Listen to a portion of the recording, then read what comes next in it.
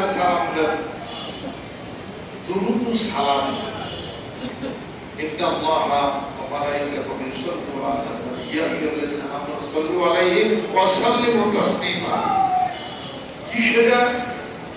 দুরূদ ইব্রাহিম পড়েন, আসসালাতু ওয়াসসালামু আলা মুহাম্মাদিন নবিয়্যিল উম্মি, এটাও পড়েন।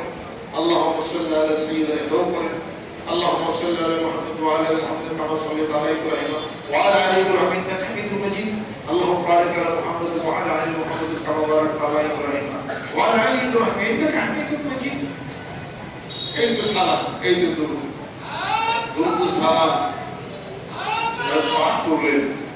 এক একটা দুরূদ সালামের বিপরীতে এক একটা করে নতুন ফেরেশতা আল্লাহ পাক নিযুক্ত করেন। কিয়ামত পর্যন্ত এইভাবেই চলে। সুবহানাল্লাহ, সুবহানাল্লাহ। কবরে সালাম দিলেন, চাচারে সালাম দিলেন, নবীকে সালাম দিলেন, আল্লাহ সালাম দিলেন। এটা কোনো সিস্টেম নাই, সিস্টেম নাই, কোনো হাদিসের কোনো অনেক নাই। আল্লাহ বলেন, বলো আলহামদুলিল্লাহ তাকলামুল মিজান, সুবহানাল্লাহ তাকলামুল মিজান। আমার বান্দা একবার সুবহানাল্লাহ বলবে, এক মিজান পরিমাণ নেকির পাল্লায় ভারী হয়ে যাবে। সুবহানাল্লাহ। আলহামদুলিল্লাহ বলবে, সমস্ত প্রশংসা আল্লাহ তোমার জন্য আলিফলাম ইস্তেগফার রাখি, যত প্রশংসা সব তোমার। আল্লাহ বলেন, আমি খুশি হয়ে যাই, তোমারই প্রশংসিত জন বানাইয়া দেই। সুবহানাল্লাহ। আর এইভাবে আমার স্মরণ করতে থাকো, আমি আল্লাহ তোমার স্মরণ করব। ফাযকুরনি আযকুরকুম ওয়াশকুরনি ওয়ালা তাকফুরুন। আমার স্মরণ করো, আমার জিকির করো, আমিও তোমার জিকির করব। অর্থাৎ তুমি স্মরণ করো, তোমার ডাকের উত্তর দিয়ে থাকি। সুবহানাল্লাহ। তোমার ডাকের উত্তর দিয়ে স্মরণ করি, তোমার ডাকের উত্তর আমি দিই। তুমি অসহায়, শোনো না। মান্দা সাই বলে, আল্লাহ কয় ঠিক আছে, আমার সাই কয় ঠিক আছে। কিছুই দিচ্ছে সালার মতো চাইলে খোলা কেমনে দেয় না, টাকার মতো ডাকলে খোলা কেমনে শুনে।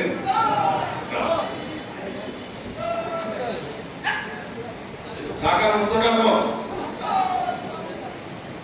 বিড়াল ঘুমায় থাকলে যতই তুমি আরবিতে কথা কও, কিন্তু হেরাতুন সিন্ধুন বিড়ালের তিনটা আরবি। এই বিলাই, ওর এক কাপ দুধ রাখছি, এই যে একটা মাছ ভাজি রাখছি, তাদের খা নিয়ে অফিসে যাও, বর্তমান দেবো, বিলাই উঠবনি। পরে যদি একটা মাছের কাঁটা নিয়ে কাছে যাতে সুরুদ্দা শব্দ করো, বিড়াল পাল্লা উঠে শুরু করে। যাহা ধরা যন্ত্র সেটা দিয়ে তাকে ধরতে হবে। আল্লাহকে ধরা যন্ত্র তো বুদ্ধি হারে না, বসে বসে বিড়ালের মতো সবাই গ্যাস খেলাবে। কই মাছ ধরবা পানিতে নামো, কই মাছ ধরবা পানিতে নামো। মাছ ধরতে গেলে ভিজতে হবে। সারা 10 বছর ধরে যদি তুমি পুকুরের পাড়ে দাঁড়িয়ে যদি বুদ্ধি খারাপ, জীবনে কিন্তু মাছ ধরা পানিতে নামো। যেটা ধরার যন্ত্র তাই দিয়ে তাকে ধরতে হবে।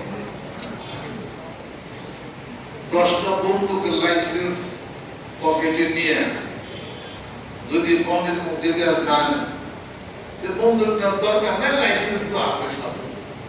বাপ যদি সামনে বলে, লাইসেন্স যদি সামনে ধরে, ভাই এত বড় বন্দুক আছে, সম্পূর্ণ লাইসেন্স আছে, আমাদের বন্দুক আছে, বাঘে কি খাওয়াই নাকি ধর্ম খাওয়াবে, ওটার কানি হলো শুট করা, তাহলে ওটা মরবে। মাছ ধরতে গেলে অবশ্যই জালের দরকার, মাছ ধরতে গেলে বড়শির দরকার, উষা সাবারির দরকার, জালের দরকার। এরপর নৌকার মধ্যে ভাসতে ভাসতে যাইবে, পানির মধ্যে নৌকার দরকার। পানিতে নৌকা চায়, শূন্য উড়বে প্লেন চায়, প্লেন ছাড়া শূন্য করা যায়। অতএব আল্লাহ বলেন বান্দা আমার কাছে আসবি, আমার কিছু নাম আছে, সাধন আছে, ওইটা করতে করতে তুমি আমার কাছে আসতে পারো। সুবহানাল্লাহ। সুবহানাল্লাহ। فمن كان يرجو لقاء ربه فليعمل عملا صالحا ولا يشرك بعبادة ربه أحدا। আমার কাছে আসতে চাইলে নেকামল করো, সুবহানাল্লাহ, আল্লাহ পাকের জিকির করো। তোমার ভিতরে একটা জায়গা আছে, এটার নাম হলো কলব, ওইটার সাথে জিকিরের হলো সম্পর্ক। সুবহানাল্লাহ। একবার বলো, দুইবার বলো, বলতে বলতে দেখবা যে কোনো এক সময় তোমার কলবের ভিতরে যে পাতলা পর্দা আছে, এটা আস্তে আস্তে পাতলা হওয়া শুরু করবে। এত অনেক ময়লা যদি পাঞ্জাবিতে জমে, সাবান বেশি লাগে কিনা? অনেক গুনাহ কলবে জমলে জিকির বেশি লাগে। সুবহানাল্লাহ। বেশি জিকির লাগে, ময়লা পরিষ্কার হবে, বেশি সাবান লাগবে, পাঞ্জাবি শাক পরিষ্কার হয়ে যাবে। চক্ষু বন্ধ করে অনেকে আমরা মনে করি যে এটা কেন? বিজ্ঞানের আবিষ্কার, বিজ্ঞান সম্পর্কে অনেকের আমাদের ধারণা নাই। এই যে মানে যে ভিজুয়াল যে জিনিসটা আছে, এই চোখে যা দেখে, যা বুঝে, চোখ কিন্তু বুঝে, চোখ দেখেই না, চোখের কিছু বোঝা আছে। চোখের সে ভাষা বুঝতে গেলে চোখের মতো চোখ যেমন চোখের কথা বলে না, অথচ বলে সে কি বুঝে না। চোখ বুঝে, কান বুঝে, নাক বুঝে, শুধু তাই না, হাতের আঙ্গুলের, নখের মাথা আর বুঝে সেন্স যেখানে আছে, এটাকে লুৎফুল বলা হয়। সেন্স যেখানে আছে, বুঝ সেখানে আছে। 36 কোটি হলো লতিফা। লতিফা আমরা জানি হলো 6টা, 6-10 লতিফা। আতশ খান বা নফসের কবি আকবর রূপ কল 6-10, এই 10 লতিফা। লতিফা আসলে প্রত্যেকটা লোককূপের ঘোড়া, এটা সবটাই হলো লুৎফুন থেকে হলো লতিফা। মানে সেন্স, শরীরের দেহের যে জায়গার মধ্যে সেন্স আছে, ওই পশমের ঘোড়াটা, ওই সেলটা সবই হলো লতিফা। 30 কোটি কোটি সেল, 30 কোটি কোটি হলো লতিফা। প্রত্যেকটা সেলের মধ্যে আছে স্টেবল এলিমেন্ট আর স্টেবল এলিমেন্ট। এক একটা সেল মানে পরমাণু, এক একটা পূর্ণাঙ্গ মানুষ, পরমাণু মানুষ। আপনার লিখিত বই করে দেখেন, মহান শব্দের মধ্যে পরমাণু মানুষ। এক একটা পরমাণু মানুষ যদি জিকির করতে করতে তার সে আলো লাইটিংটা যখন ছেলের মধ্যে পড়ে, নিজের শক্তি তখন হারায়। এটা তখন ইন্টারনেট মধ্যে ভাসতে থাকে 30 কোটি কোটি মানুষ।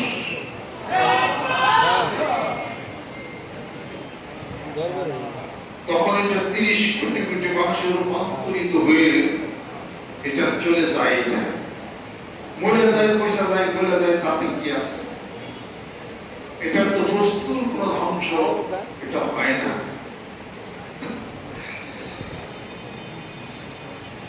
এটা ওইটা তখন ওই পরমাণু মানুষ হয়ে তখন সে ঘুরতে থাকে গিয়ে আসতে এই হলো রুটি তো সবাই যায় না। আপনি চক্ষু বন্ধ করেন, চোখ একটা লতিফা, মুখ বন্ধ করলেন একটা লতিফা, কান বন্ধ করলেন, লব্বে বন্ধ, ষষ্ঠ বন্ধে, ঘুষে বন্ধ, এইটা লতিফা করে বন্ধ করলেন। এখন যদি খুব শীত লাগা শুরু হয়ে যায়, এসির মধ্যে শুরুতে দিচ্ছেন 2 টন এসি, ছোট্ট লোক প্রথম পর খেতানি বাঁচাবেন কিনা, ল্যাপটপ বাঁচাবেন কিনা, কারণ কি শীত লাগছে, শীত কই লাগলো, সারা শরীরেই লাগছে, খালি যে নাকের মাথায় শীত লাগছে, দেহের প্রত্যেকটা দেহের সেলের মধ্যে যে শীত অনুভূত হচ্ছে। এই যে সংবেদনশীল আপনার দেহের অঙ্গে সংবেদনশীল যতগুলো সেল আছে শরীরে যা আছে সবই হলো লতিফা। এই প্রত্যেকটা লতিফার মধ্যে যে জিকির শুরু হয়, এইটাকে বলা হয় সুলতানুল আসকার। সুলতানুল আসকার। দাদা হুজুর কেউ বলছেন ব্যারিস্টার সব জিকির করতে করতে করতে দেখবা কি পাইলে, কি পাইলে, কি পাইলে, তোমার মতো আরেকজন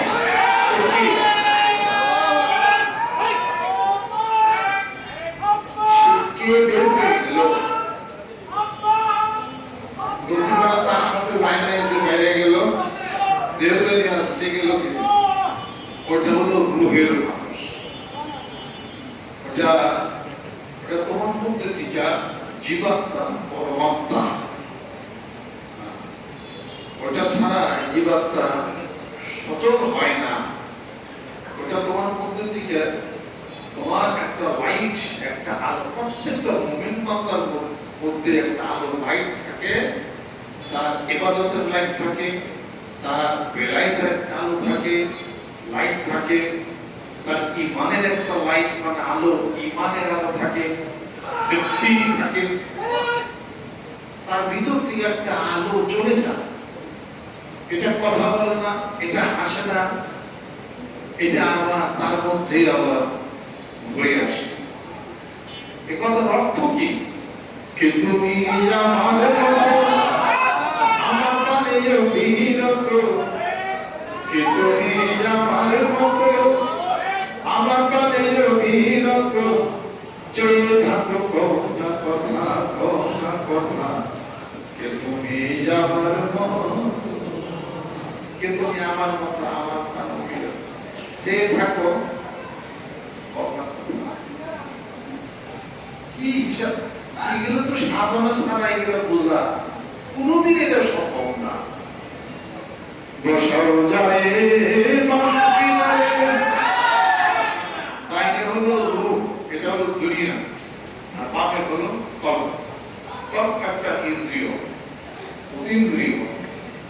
বসাও যারে বাম কিনারে আল্লে তারে ডাইনে ঘরে, কি আছে লীলা ঘটে সেই কিনে আঘাত কথা, কে তুমি আমার মন। এটা বোঝা যাবে আখিরি মুরাকাবার সবকের মধ্যে দেখবা তোমার মধ্যে একজন বের হয়ে গেল, তোমার মধ্যে আরেকজন তুমি, তোমার মধ্যে বিলীন হয়ে গেল। এগুলো তো মুখে মুখে মাওলা বাবা কোনো কালে হবে না, সাধনায় ফল হবে, সাধনা করে ফল। সাধনায় ফল কেমনে হবে? সাধনায় ফল হবে না বেলা বেড়ে। আর কিন্তু সাধন ভজন অনুরাগের সময় গেলে সাধনায় ফল হবে না বেলা বেড়ে।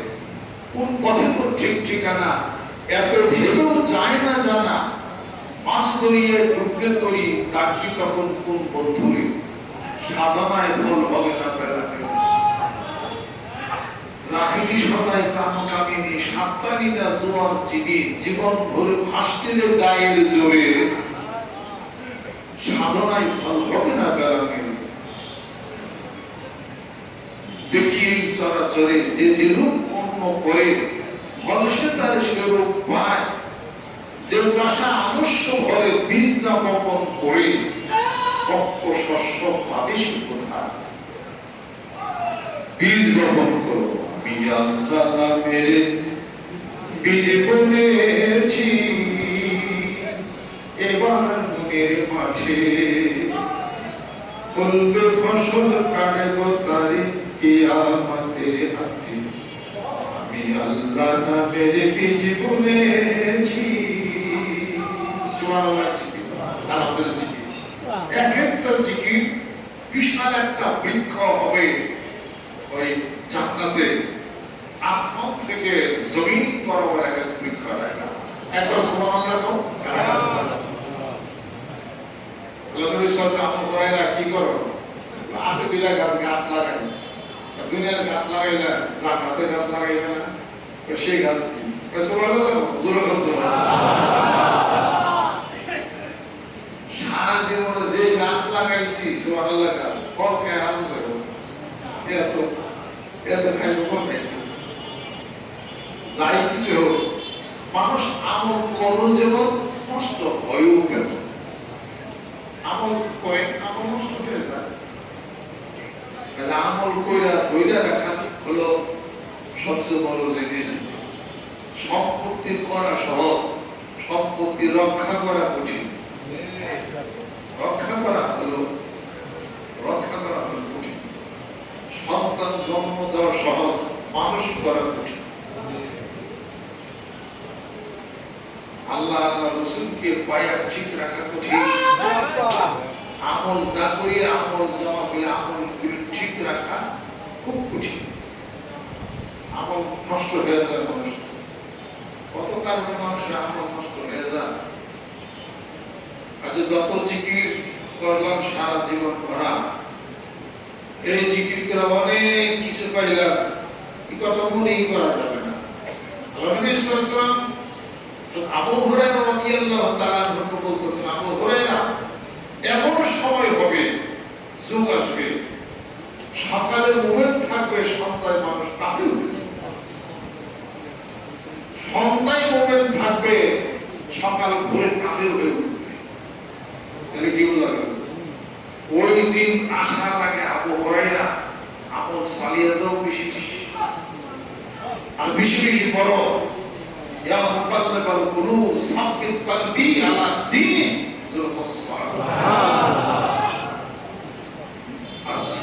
আউযু বিল্লাহি বিসমিল্লাহির সাথে সূরা ফাতিহা এবং আয়াতুল কুরসি বেশি বেশি আমল করো ইয়া মুকাল্লিবাল কুলুব সাব্বিত কলবি আলা দীনি ভিতরে ঈমানটা মজবুত থাকবে সুবহানাল্লাহ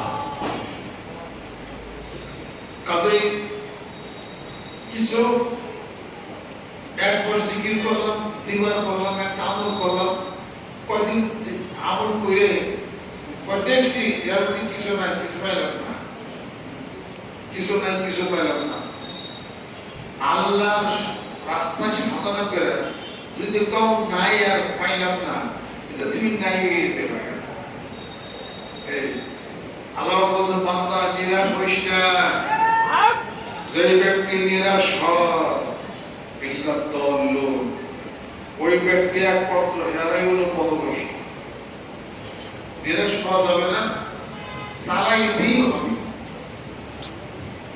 আমি একটা জিনিস একটা না 8 বছর করছি 8 বছর পরে সেটার ফল পেয়েছি কয়েকদিনে হওয়ার হয়ে যায় গেছি দরবারে আইলাম গেলাম কিছু আর পাইলাম তুমি যে নামাজ পড়ো জিকির করো মাথায় টুপিটা রাখছো আর কি ব্যাপার হয়তো তুমি মনের আড্ডায় থাকতা হয়তো তুমি বান্দার মধ্যে থাকতা যে তার নাম জপ করার সুযোগ আল্লাহ পাচ্ছেন এসে ভাই আর কি হতে পারে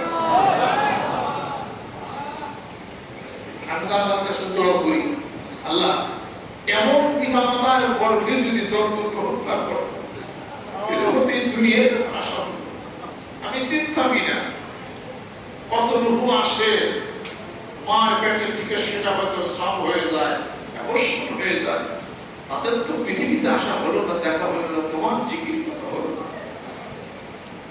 আর এই মুহূর্তে তো কত কষ্ট হয়ে যাইতে পারতাম হে আল্লাহ তুমি দয়া করে তোমার নাম তোমার জিকির নেওয়ার জিকির করার শক্তি যে তুমি দিছ কত কষ্ট করো নাই এর চেয়ে আর কিছু হতে পারে না সুবহানাল্লাহ আলহামদুলিল্লাহ আলহামদুলিল্লাহ কি ব্যাপার স্যার আপনি কিছু বুঝি না আল্লাহ বলে মানুষ কি ব্যাপার স্যার 60-70 বছর জীবনে এত ব্যাপার স্যার ওকে কবে কি করবা আসরের ময়দানে আল্লাহ বলেন 14 তারিখের পূর্ণিমার চাঁদের মতো আমি আল্লাহ প্রকাশিত হব আমাকে দেখা যাবে 70 বছর বয়সে ব্যবসা বাণিজ্য রাজনীতি রাজনীতি এটা ওটা হ্যান তার কেস কাবারি কাজে ঝগড়া হ্যান তার করতে হতে তোমার সময় থাকে না 10 মিনিটে আমি আরো জিজ্ঞেস করব তোমার তুমি একটা আমার কাছে পাই পারছো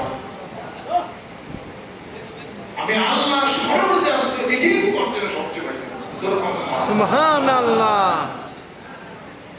হাসরের ময়দানে আল্লাহ পাক বলেন যে তোমার আমার যা কিছু সব আমি রেডি করে রাখছি দেখো কত ভুল কেলমান এরপরে বলে আসবে তোমার চাকরানি হবে কাজ করবে হুকুম দিবা এর সামানে একটা সাইডে আছে জান্নাতের গাছগুলির গাছের জলগুলি থাকবে উপরে আর গাছের মাথাগুলি থাকবে নিচে এখন তো আম পাড়া লাগে পুরাতে কষ্ট করে তাই না আল্লাহ বলে আমার বান্দাকে কষ্ট করে বাড়িতে থেকে আম পাড়ছে পুরা দিয়ে কারণ ওই গাছ পুরো করে দিয়েছি আম খালি চলবো ধরে ধরে দাঁড়া খালি খাই ইয়াসার সুবিধা কিছু আছে এত কিছু আল্লাহ বলছেন তাও তো মানুষ লোভে করে না আল্লাহ বলেন আমি তোমাকে আশা দেখাইছি জান্নাতের আমার ইবাদত করো ভয় দেখাচ্ছি জাহান্নামের আমার শাস্তি ফিরে আসো আমি আল্লাহর দিকে জোরে বলছি সুবহানাল্লাহ আর আমজা পাইতে চাও রেডি আছে জান্নাত সুবহানাল্লাহ ওখানে সব কিছু রেডি আছে অতএব জান্নাতের মালিককে যদি পাওয়া যায় জান্নাতের পিছে পিছে সুবহানাল্লাহ জান্নাত সার কেরা কেরা জান্নাতের মালিকের সাথে